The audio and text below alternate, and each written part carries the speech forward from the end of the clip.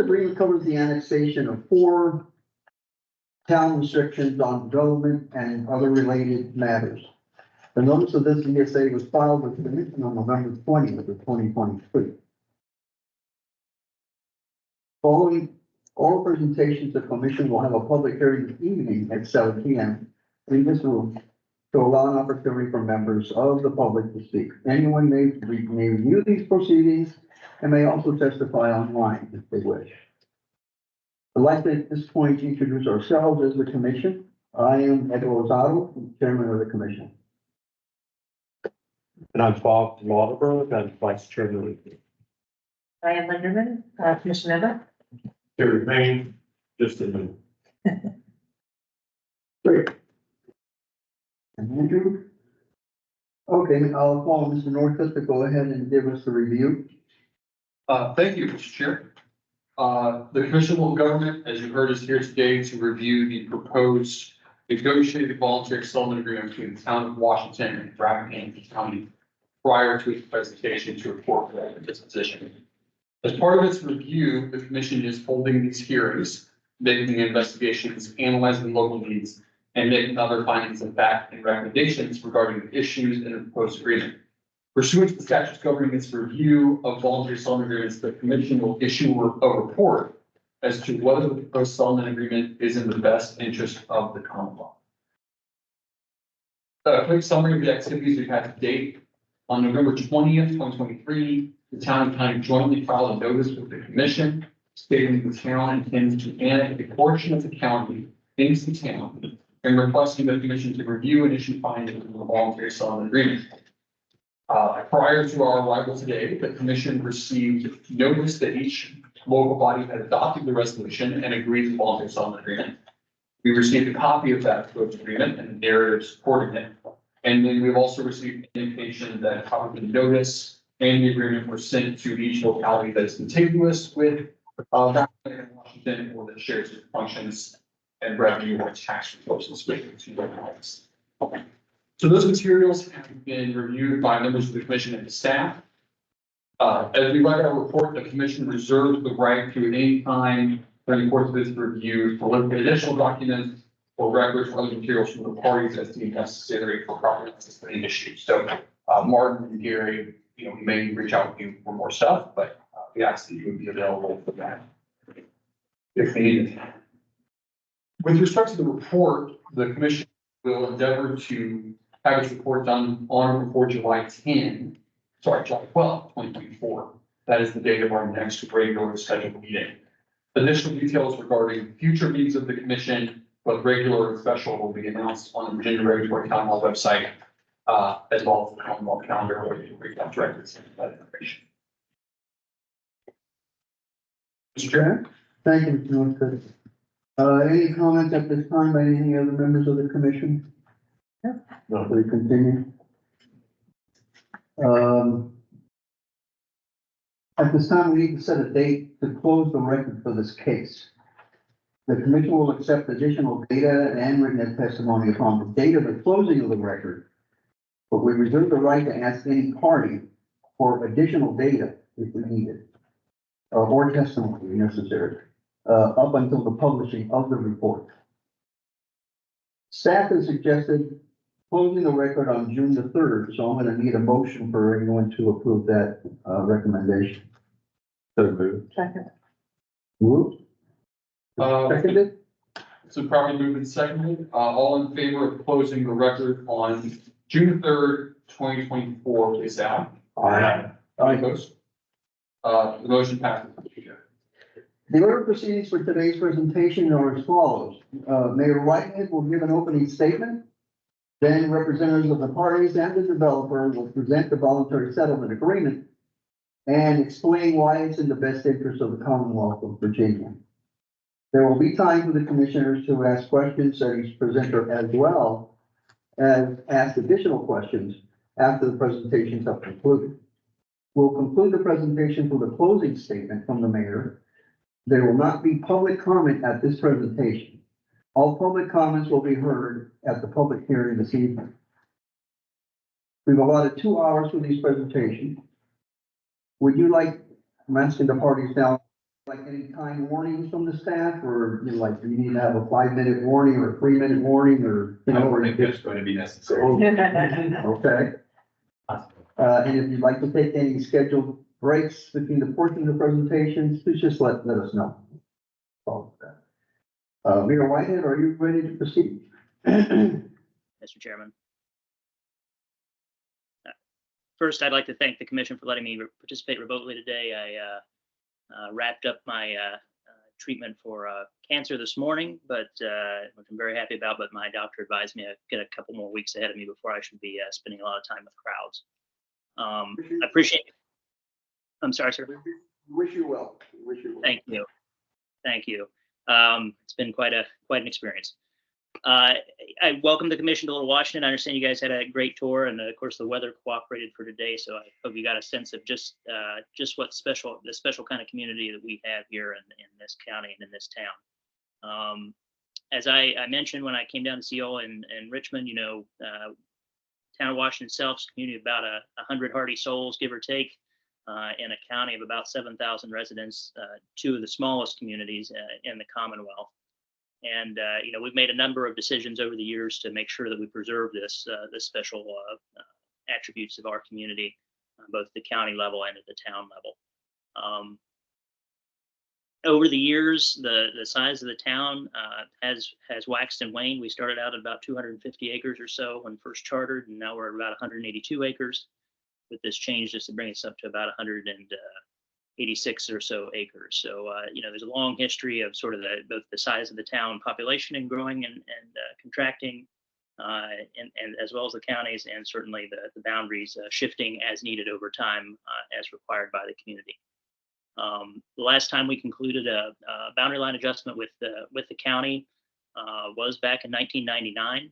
At that time, we adjusted for, I believe it was 3 or 4 lots, and LeGrand, I don't know if you can, or if the commissioners want to look at that first slide that I sent over. If you see those irregularities on the border of the town and the north and west side, sort of give you a sense of the previous adjustments that we made to the town. And that was to bring in a similar way, to bring in lots that were straddling the county and the town border. The proposal you see before you represents, you know, a couple of years really of engagement with our community. And with the owner of the property, and I think represents a sense of both the broad community of Rappahannock's view of how best to proceed with this property.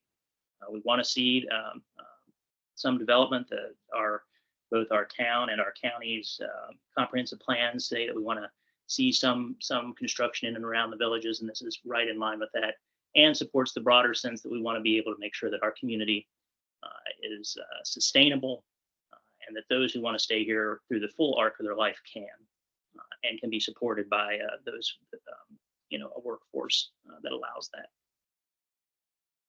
So I don't want to belabor my points. I think I can conclude with that and just say, you know, we're a small community where change comes slow, if it comes at all. And I think the process of the last couple of years certainly represents that, and we appreciate the commission hearing our case. And I think it's a positive development for Rappahannock County and for the town of Little Washington at large. Thank you. Thank you, Mayor. Appreciate it very much.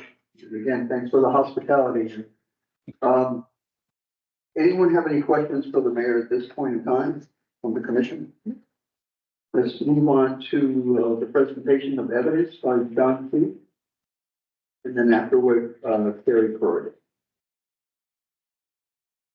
Yes, Mr. Chairman, my name is John Foote. I'm with the law firm of Walsh, Colucci, Lubelak, and Walsh, and I could buy anybody to spell those names. I'm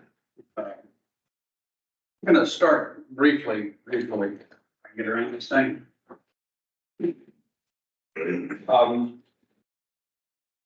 This is the future of what you've seen under construction here.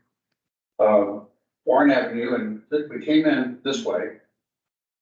Down Lake Line, move the whole thing over so that, let me do that, so I'm not that. Oh, I think we've also. Yeah. Oh, I was gonna say it the other way.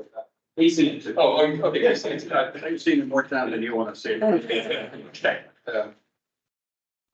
You came in this way, down Lake Lane. This is the building that you saw in construction for the offices. It'll be linked by a covered walkway to the food pantry, which is, as you know, under construction here. Parking has all been calculated according to the requirements by the town. These are the residential units that will be under construction once this is complete up here. In order to make this work, this is the stream that you heard mentioned on the trip. That stream was a challenge for Mr. Plesko. Because it could flood, but it doesn't now. There is a large retaining wall that's been constructed through here. We were talking about the driving around the construction of this retaining wall. Was probably the greatest challenge we faced, but they were faced with good weather and good building conditions, and so it's been successfully installed. And that will, in fact, stay high enough that you will not create flooding conditions with respect. I will tell you more about this in a second. This over here is a purely conceptual, hypothetical consideration of phase 2 that you've heard about. None of this is under construction, and this is in fact the area that is contemplated for inclusion into the town's boundaries. That's actually about 4.5 acres. About 4.5 acres of the 4 that Gary was talking about, but that's the size. The whole thing is a little over 9 acres. It's a very tight site with engineered to it fairly well. But don't assume this is what it's going to look like. That's still a work in progress, and I can help explain that.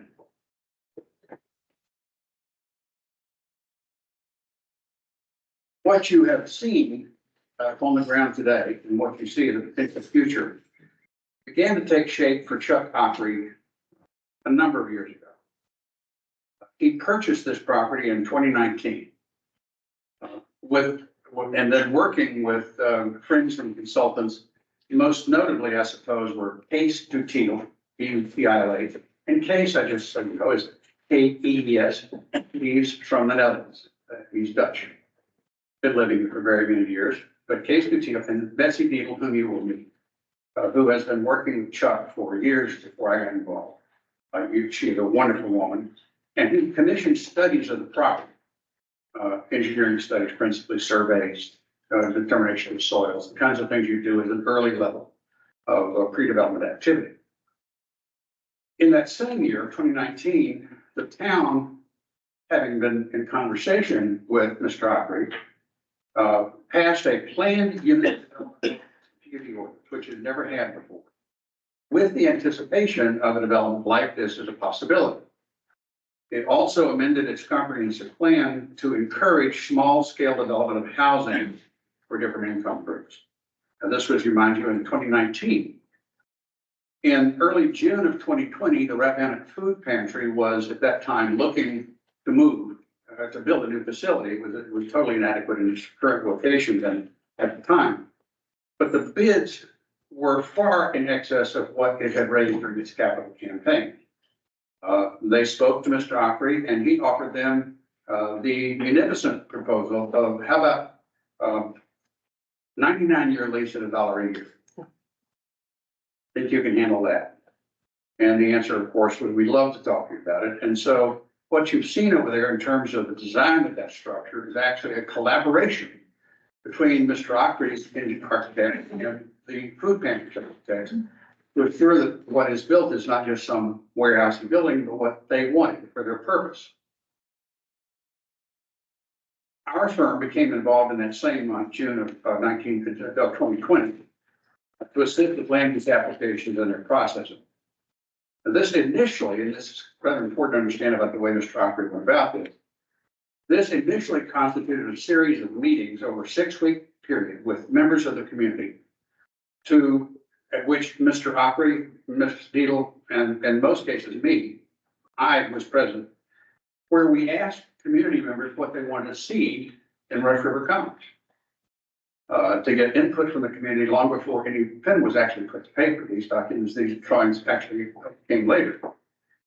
From everything from the addition to the food pantry, other uses that might be placed on the property. These meetings generally lasted for more than an hour each.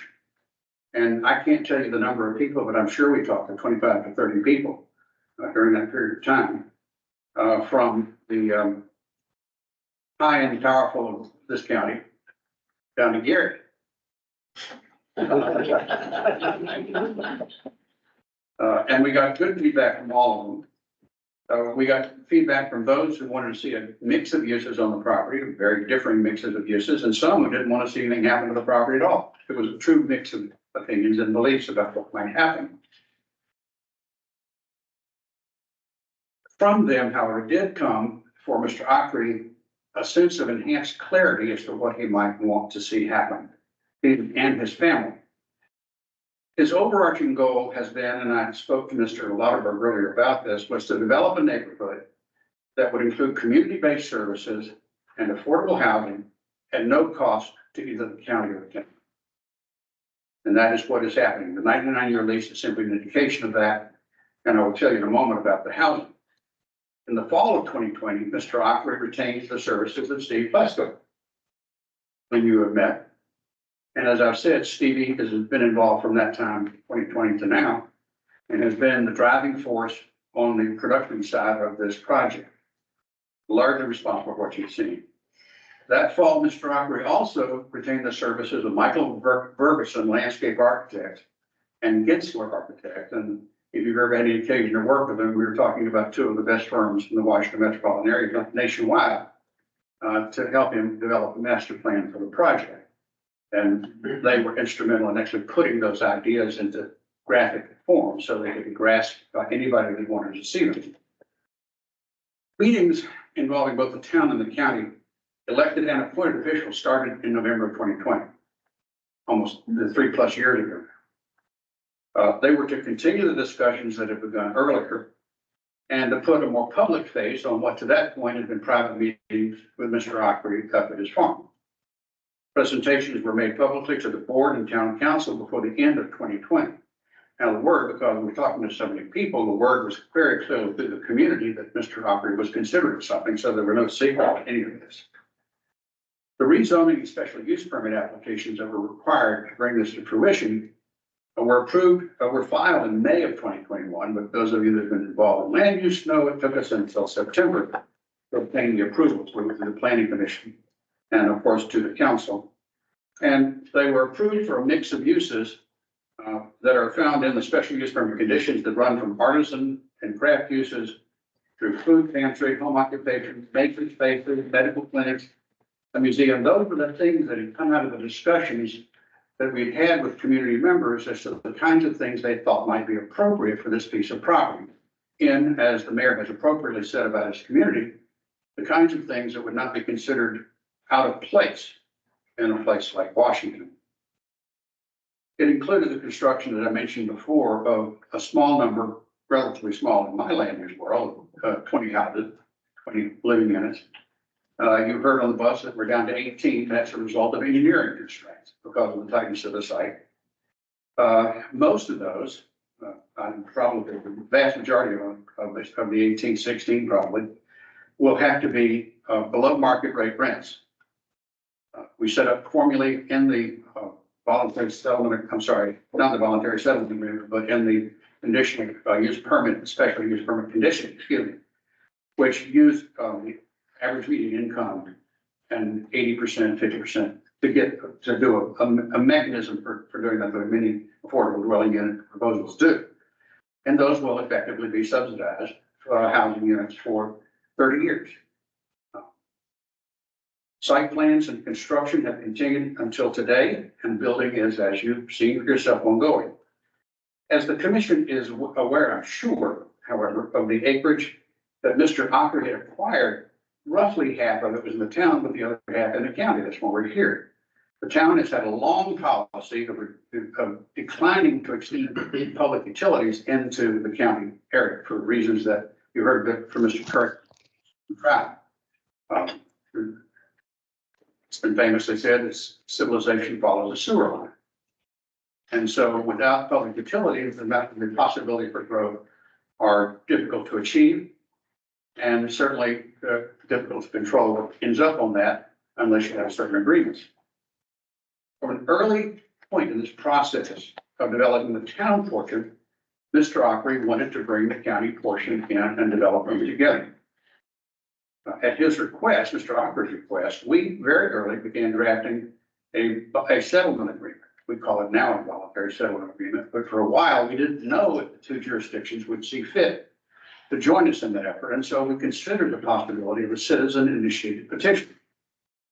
I've been involved in only one citizen-initiated petition has stayed that way, but every other time I've done this, and this will be the fourth, another one had just been filed last week to the commission. Those have all morphed their way into voluntary settlement agreements, and that's what happened here. We talked to the town as early as December of 2020, but as I say, at that time, we thought it might have to be citizen initiated. I met with Art Goff, who is the county's Commonwealth attorney and its county attorney, and Martin Krim, who you met here, the town attorney. I've known Art Goff for quite some time. Mr. Krim and I think we grew up together. We've known each other for many, many years.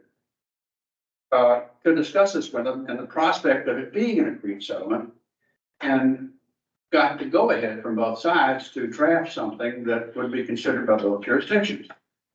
And so in June of 2022 now, I did in fact draft a version, which is not the version you see, but it was a version that got the discussion going between the two jurisdictions. Those discussions between the jurisdictions continued until a final agreement on the draft that is before you now was reached the town council to recommended approval in March by the county in April of 2023. So this is a process that has been maturing in the Rappahannock way.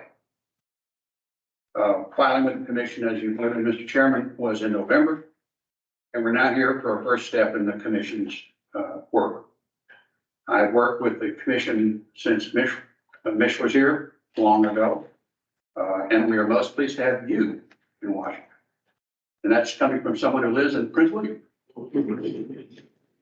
We're here to answer any questions you may have.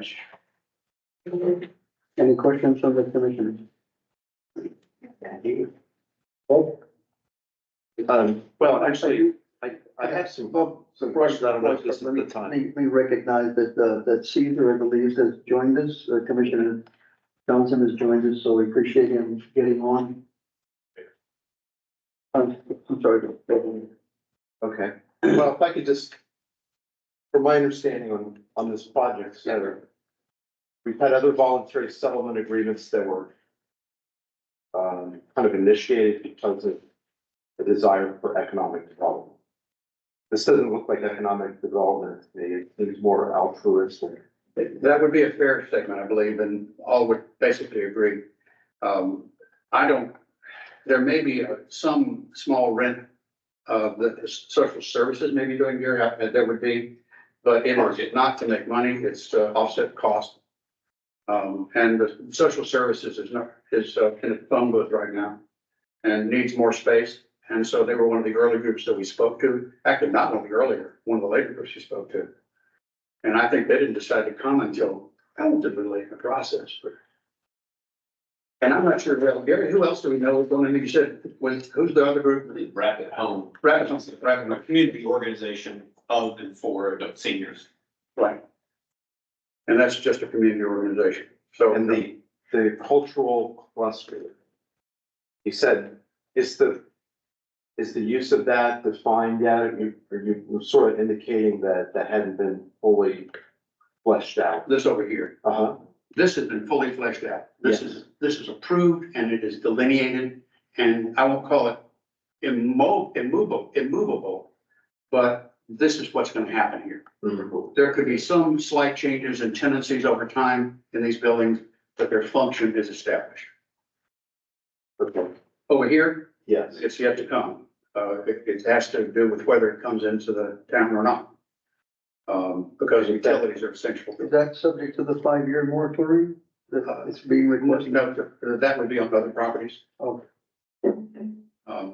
As the mayor, but not the mayor, but as Gary was pointing out, change comes, as he said, slowly, if at all. I think was his exact picture. So that part of the project it's zoned for commercial development Under the county zone. under the county. When it becomes part of the town jurisdiction, are there any kind of restrictions on how that part of the property? We'll have to obtain a rezoning and special use permit for it, because it's gonna come in under a transitional zoning to something other than we can use, so we're gonna have to fix that. But the town has been extremely supportive to this point.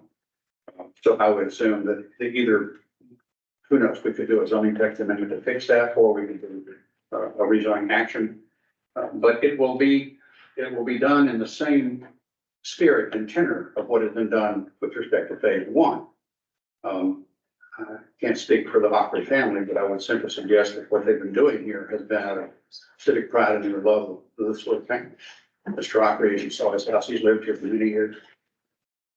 Okay, so I'm just again, my understanding, so you're showing a cultural cluster, community gathering, that's a public purpose type thing, working office, kind of community service, maker space. This is similar to the, kind of a, I don't know, probably art and craft thing. That was actually, Ms. Deal had come up with the suggestion of making makerspace a possible use. Now, right now, none of that's planned over. Okay, It could be because it's been so zoned. it's just the concept. So when the decisions are made, will the town council have an opportunity, since this falls under the town's jurisdiction? Will they determine the use of the property at that time, or is that part of the zoning that takes place in advance? The phase one is part of the zoning that has been approved. So if someone were to come in and say, well, I'd like to take some space in your office building for makerspace, they could do that as a matter of right now because that's been approved. So in theory, though, it'll be commercial development, which would be very broad and go beyond those. Well, I believe, well, maybe it's not, but the uses that are permitted under the special use permit are very strictly defined. Even the retail can't be more than 1,500 square feet. Okay, And the retail itself is defined currently. okay. Mr. Chair. And I'm certainly not opposed to development personally. That's my personal view, but I just want to understand how this project will work. Yes, ma'am. And I was gonna wait till the town can up, but I think, so the phase one is zoned, it's done a special use permit or something, it's all set. Phase two has a zoning in the county that doesn't translate into if the boundary line adjustment is approved, doesn't translate into the town's zoning code. It does not. And so there will be a process post acceptance of the boundary line adjustment for the town to go through a rezoning process. We'll do the same process, or very much like it that we did for phase one. But more importantly, is the availability then of utilities to Sure. But the uses could be the same as phase one. It could be different depending on Good. what the town decides is important. Yeah, among the conversations that have been had is a public meeting area, for example, over here. But then that's something that, this is rumbling around in Charles Ockham's head. But the concept of making it publicly available, this, for example, right down here, this is a concept of potentially a little bandstand, because this is a nice sloping hill here. And because of where people are located, there's virtually, this rises up, the acoustics would be mitigated. So I don't know if that's a plan we intend to stick with, because I'm just helping, he's gonna make the decision, but that would be a potential other thing that could be done, or just outside of picnic area. But for the citizens of the community. All of this is being done through, Mr. Ockery has an operating foundation called the Sherwood Fund. And that's who's actually financing this operation. Blackhead was an LLC formed to run this and call it Rush River Commons. The Sherwood Fund is financing this, and it's financing largely as a charitable operation. Is there contemplated maybe in the future of a link between the current phase that's going on and the second phase? Like, for instance, going over the river that would be, Yes. I don't know, a bridge or something, or is there some way for that community to get to the other side? Yes, sir. Let's see. Well, this is a better picture. Make sure this will be better. The answer is there'll be crossings here, bridging of the wetlands and the stream here. And as able to park up here and come off of Warren here, because we've checked it with all this been room of VDOT, there's enough room, spacing and sight distance to come in here across from the existing Old Middle Road. Coming through here, I think that's Old Mill, from the fire station here, I think it's Old Mill. But that'll be plenty of room to park. But you'll be able to walk from the area that's already in phase one. And again, that black line is the distinction between 1 and 2. Oh, good. So yes, they were thought of from the beginning as a whole. Good. Okay. The purpose of the annexation is to be able to extend the sewer line to the new property. Would you not be able to do that otherwise? Correct. So that's the crux of it. Yeah, the town has built a sewage treatment plant, has a water system. The county does not. And so, and because of the policies the town has adopted, doesn't want to extend those out into county land generally for fear, in effect, that it, talk about the waterfall effect, I think it was maybe what phrase that Gary used. That put it here, why don't I get it there? And I don't think either the county or the town want to see that happen. And so that's why they want to retain it for the areas that are in town boundary. In fact, one of the other things we did when we did these rezonings was we amended the boundary of the water and sewer service districts to include this property. So The housing units, can you describe those? Looks like maybe 3 or 4 buildings.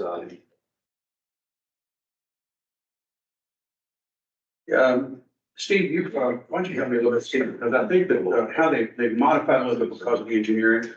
And so Steve, you can probably tell you what happened, has changed because of that. There was also, was the tree involved as well? No, tree issue, save tree issue. No. Okay. Hi, Steve Plesko, project manager for the project. We have 5 separate buildings for the residential housing. There's 3 building types. 2 larger buildings here that are closer to the stream, we call those our villa buildings. They're 2 stories. All the units are set up like apartments. The villa units have 6 units per building. Ground floor has 4 1-bedroom units. Everything is ADA accessible on the ground floor. Second floor, you go up the interior stair, and there's 2 2-bedroom units on the second floor. Then we have 3 duplex units. The ones on the end are 2 2-bedroom units. And then the middle one is 2 3-bedroom units. All buildings are 2 stories, nothing taller than 2 stories.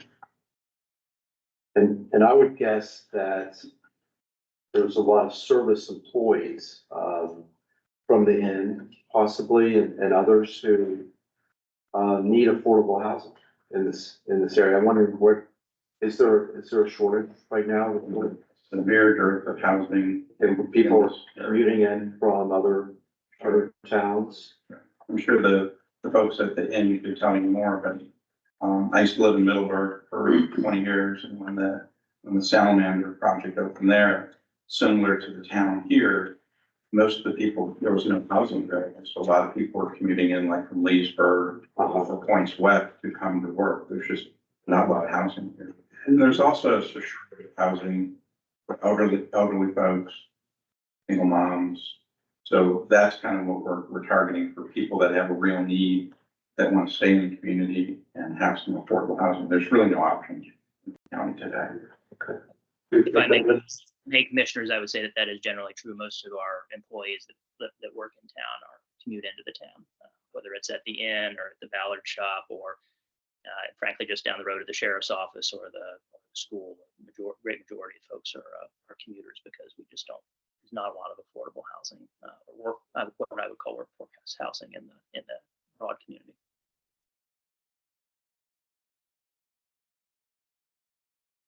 It sounds, I would just say, make one comment. It sounds very commendable to me what is being done here. It's, I think this would enhance the quality of life in the community. It appears that the town and the county are on the same page on this. Well, I give huge credit to Gary and to his board. Town council, I think, early on was quite I mean, Fred can speak for that better than I can, but the town council is early on helping us out with the rezoning and stuff. But Gary has been instrumental with his board in coming along and saying, we get it. We don't want you to spread this thing too badly or too far and wide, but this looks like a good project to us as well. So that's why they passed the resolution supporting the draft. Just to add a little more color to one of the questions you have, library, the project's always been designed as kind of a campus to be linked, all together. And one of the things I'll say about Mr. Ocker, he's an environmentalist. So first and foremost was to protect the environmental resources on the project. So in the site plan, you can see we've got the stream corridor, but there's no road crossings of that. That's sacrosanct. We're not crossing with any roads. We are going to do some pedestrian linkages, as John said, across it. We're also starting to work on an environmental restoration of the stream corridor. There's a lot of invasive species in the corridor, and we kind of think this is kind of like the green heart of the project. So we want to go in there, take out the invasive species, put in some more natural plantings. Not to get into too much detail, but the stream's an old stream. Streams sometimes over time, they get in size, they kind of go down in the ground. And then the adjacent wetlands that are next to them get disconnected hydraulically. And so that changes the vegetation and habitat. So what we want to do is restore some of that hydrology, add more plantings that are native. It'll improve the, the habitat for the critters and also help with the aesthetics of it. And again, linking it so there's a pedestrian linkage. People in the residential can have a nice place to walk. People that are visiting, if we do a public amphitheater space, it's all connected. And we've been working, I don't know, frankly, I don't even remember the file again, but been working with the Land Trust of Virginia to establish an easement, conservation easement. We've done that for the phase, for the portion of the project within the town boundary in phase one, all the stream corridor and that's already been, we've got an easement, Land Trust of Virginia, permanent easement for that. And we'll do a similar thing when we do phase two. We've already talked to them. They're like, please add to it. It's great. And the chairman of that board is Burge Watkins, and you may know, a good friend of ours.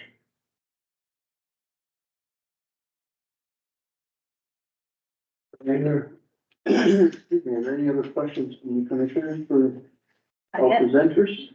Mr. Chair, if I Yes. may, maybe it's not for Martin, could the commission get a copy of the town zoning ordinance and just highlight where the village commercial and where the transitional zoning sections are, so we can take a look at that? Yeah, it's all on the town website, but I'm happy to give you some specific citations, but not this second. Okay, no, that's, citations would be great. Okay, yeah, thank you.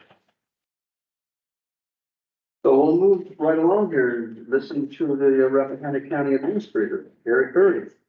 Welcome, Gary. Well, first, thank you all for coming and enjoying our community today, and we brought the weather for you, so I hope you appreciate that. I want to make sure we're on the same page. All of what you heard about, the great things in phase one, you don't need to be here for that, right? That's happening, it's hurtling forward. We're very grateful to Mr. Ockery and his team for making that happen.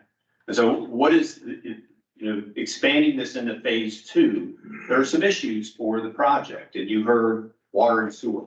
That's the primary hurdle of extending that water and sewer out of the town and then kind of getting that camel's nose under the tent and the town not having control of what the county does for zoning or permitting or approvals connecting to their line. So they want to have control over that, which is understandable. You also think common zoning for the entire parcel, common zoning practices, common ARV, the project would otherwise have to deal with the county planning commission and the town planning commission, and that's the town council and the board of supervisors. And so that brings complexity, confusion, cost into the scenario where if it's the little bit of acreage is brought into the town, that can all come together in a uniform system. So a master plan can then be reflected in a common set of rules. As LeGrand mentioned, you were talking about zoning. And so what we think from the county perspective, or the board thinks, that this makes sense with reasonable conditions, right? And that's the give and take over the last year or whatever it's been. What are those reasonable conditions that make this make sense for the community? And some of those were dark sky compliant lighting, and we drove by our small county park, which is an international dark sky park, which means you come out here when it's a new moon and you can see the band of the Milky Way, right? You can't do that just in 60 or 90 miles towards DC. It's totally occluded by all the light pollution. And so they've certainly agreed to do that. And then the zoning would not allow additional residential housing on that portion of the project. And that was important to some of the elected officials on the county board of supervisors side of the equation. And that was really the primary limitations. You mentioned some others on making sure we take this in a very stepwise approach. The term economic development was mentioned earlier. We don't really use that word here in Rappahannock County. You might have noticed that you don't have big box stores, you don't have subdivision streets, and we just don't do that here. And I mentioned on our tour, we were 7,400 people in the 2010 census, we're 7,400 people in the 2020 census, and we're pretty much okay with that. And so incremental, gradual, thoughtfully planned out growth is reasonable. And doing it in this project, which is really otherwise not commercially viable, we are very grateful to Mr. Ockery to support our comprehensive plan, which is growth in and around our villages and towns. That's all I really wanted to say, and I'd be happy to answer any questions you might have. Anyone? I have some, I don't know the right person to answer the questions, but is that what you want to go, or do you want to? Okay. So whoever wants to answer them. In the package that we got, it talks about, the zoning and for someone. Limitations on use, number 3, and the exhibit 6. Yes, limitations of use, yeah. So it says that that the town, shall be zoned village commercial. So, but can the agreement actually? That's an initial zoning as it comes in, and then if you read on, any rezoning will not allow it to move into some sort of residential component. So the process that Mr. Foote mentioned will envision what is going to happen from there. But as soon as it kind of drops from the county general commercial or commercial general, like we read it, into the town, it has to be something. Yeah. And there didn't want there to be any confusion about what it was right after the ordinance public hearing on either side. Got it. Thank you. That's helpful. The other one question I had is, we talked a little bit on it was in the rest of, in the information. Number 8, I'm sorry, I don't even know what document I'm in. It says on the same day, the town, this was, maybe it's minutes. Town council further unanimously adopted a resolution that it be the policy of the town not to accept applications for boundary line adjustments from adjoining properties currently in the county for a period of 5 years. But I didn't see that in the agreement. You're absolutely right. Okay. So is that? So those are fluid conversations that were happening between the board and the town Okay. throughout the process. And I think there's a general agreement between the bodies that would make sense, but it's not binding in Okay. the Exhibit 6. I was curious as I didn't see it again. Okay. That's the question. Yep, that's it. Any other questions from the commissioners? We're gonna give an opportunity for Mayor Whiteside to give us some closing remarks. Thank you, appreciate you staying with us. All I can say is thanks to the commission again for coming to Little Washington, to Rappahannock County to visit us and consider the application before you. As I think you've heard from the county and from the applicant, this is in line with the way we view our community moving forward. Certainly in keeping with what we've been thinking about as far as what I hate to use the word development, but sort of improvements in our community would look like going forward. And I encourage the commission to authorize this adjustment. Thank you. Thank you for having us here, Rob. I would just like to make one comment and echo Commissioner Lauterberg's statement about the the fact that this is a commendable way of dealing with your land and the needs of your citizenry and future needs of your businesses as well. Because you're gonna need to have some workforce housing somewhere, and this is the perfect example of helping people to get in a place so they can serve the community and help the community grow economically and otherwise. So it's a very well thought out plan. We appreciate your going through it and going through the couple of years that you had to kind of massage it, and we think you're getting it right. So thank you for that. Any other comments from the commission? I have a question. I guess this is for the town. When you were reviewing the board package, you included the minute from a town council meeting. And I think there was a report from the economic development director. We don't have an economic development director, so There is no economic. other than me. Maybe that's on the county side. And we don't have enough numbers. We haven't, you might have been a regional group that came in. Oh, If you can refer me to what page you're on.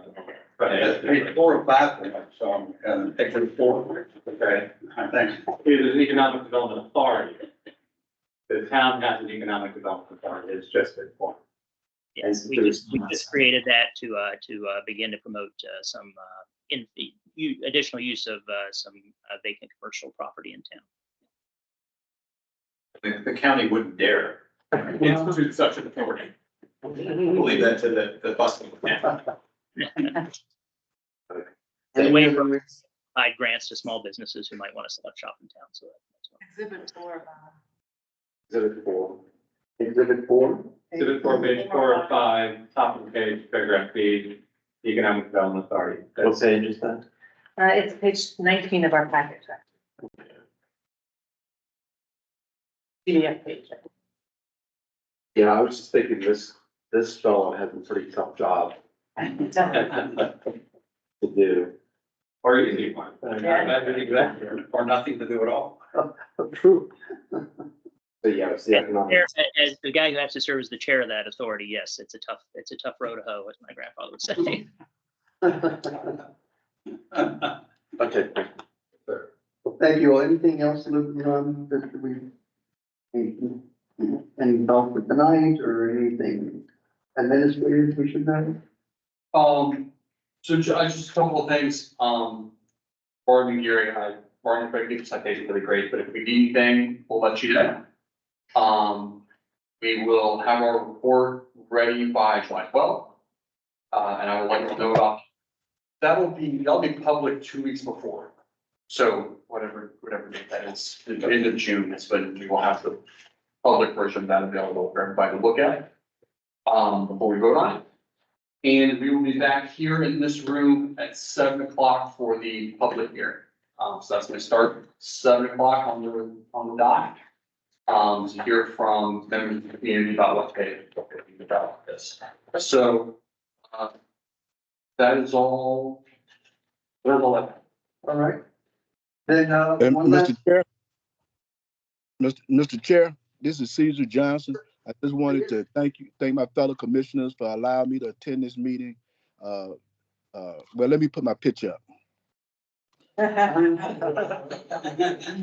well, thanks for joining us. I want to thank the town officials for having us. I really appreciate the opportunity to be a part of this grand body. I look forward to voting and being in the town meeting tonight. Thank you all for this opportunity to let me be here virtually. Thank you. You're welcome. Thanks for joining us, Steve. With that, we'll adjourn for the afternoon and we'll see you at 7. Thank you. Thank you. Oh, yeah. I'm